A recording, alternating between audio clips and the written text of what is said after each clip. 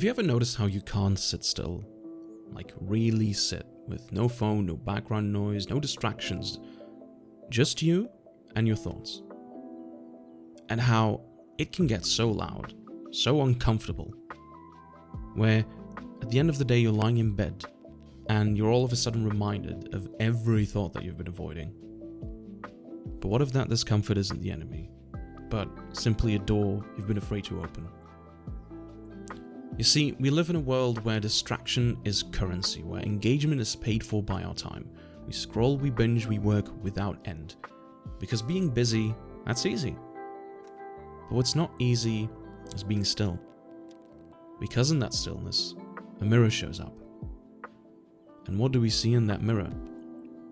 The things that we haven't dealt with. Regrets, fears, maybe even shame. But that moment, that sudden tension, that's what our thoughts truly feel like when we do finally slow down. Psychology calls this emotional avoidance, and it is a countermeasure, a protection. Your brain is trying to help you dodge discomfort, even if it means in the long run that you're not moving forward.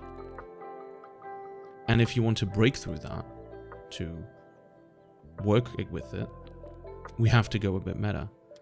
Thinking about our thinking, self-reflect. But if we know that reflection is key to growth, why do we still run from it?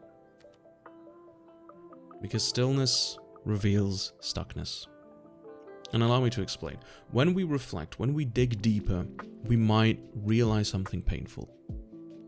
That we're not where we want to be. That we've been avoiding that conversation, that dream, that version of ourselves that we wanted to achieve. And instead of confrontation, we keep busy. We fill the silence. We say, I'm tired, when really you don't want to have that conversation, that confrontation. Scared that if we stop for too long, something bad will happen. But it's that confrontation that is the key to opening that door. You see, self-reflection isn't about judging yourself.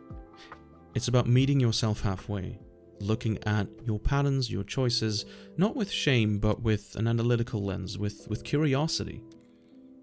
Asking yourself, why do I react like that? What am I really feeling when I get defensive? What do I need right now that I'm not giving myself? And once you start asking those questions, the answers change. It goes from, I find it uncomfortable, I want to not deal with it, to something more deeper, more tangible. And that's how you get unstuck. With confrontation comes clarity. And self-reflection can feel a lot like standing in the dark. But you have to give your eyes time, and you'll start to adjust, and you'll start to see. And honestly, you're worth seeing.